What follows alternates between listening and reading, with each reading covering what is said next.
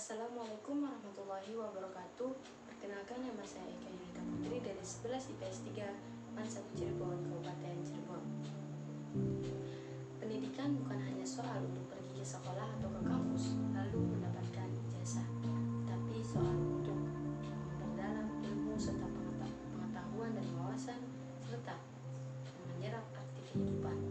Di sini saya ingin mempresentasikan biodata dari seorang tokoh Islam, yaitu Jamaluddin Al-Afghani. Mari kita simak penjelasannya berikut ini. Jamaluddin Al-Afghani. Siapa sih Jamaluddin Al-Afghani? Ia dikenal sebagai reformis dalam dunia Islam, sekaligus pejuang yang terus-menerus mengorbankan api semangat menegakkan kalimatul haq kepada siapapun, termasuk penguasa yang zalim. Jamaluddin Al-Afghani dilahirkan pada tahun 1838 Masehi di Asadabad, Afghanistan. Jamaluddin Al-Afghani memiliki nama lengkap, yaitu Muhammad Jamal al-Din bin Safdar, yang mempunyai silsilah sampai ke Al-Husain bin Ali radhiyallahu anhu. Ayahnya bernama Sayyid Safdar al-Husainiyah yang berasal dari mazhab Hanafi.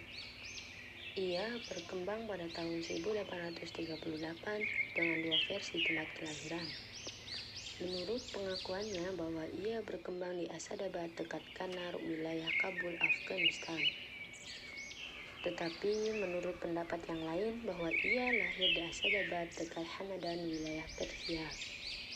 Ia mengaku orang Afghanistan untuk menyelamatkan diri dari kesewenang-wenangannya penguasa Persia.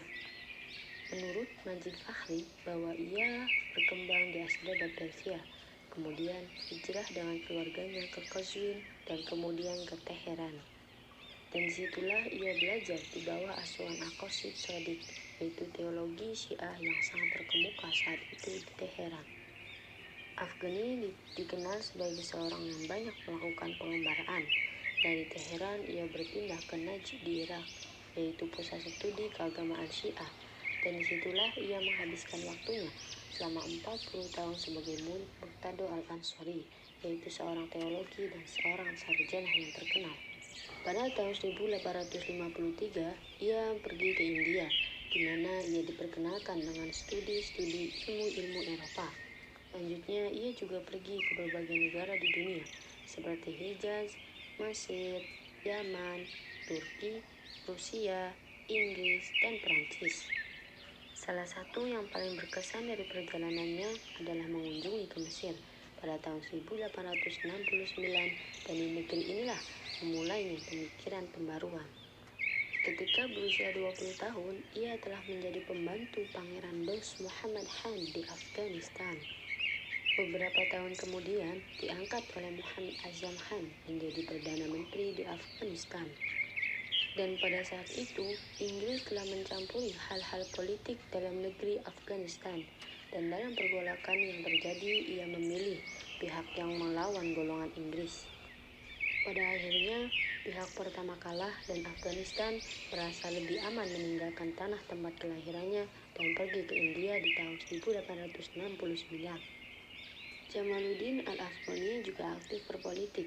Ketika berada di Mesir, secara terbuka pemerintahan Mesir dan pengaruh serta campur tangan Inggris terjadi di negeri itu. Afghani merupakan seorang reformis dan modernis yang dikenal pula sebagai seorang yang pernah aktif dalam dunia politik.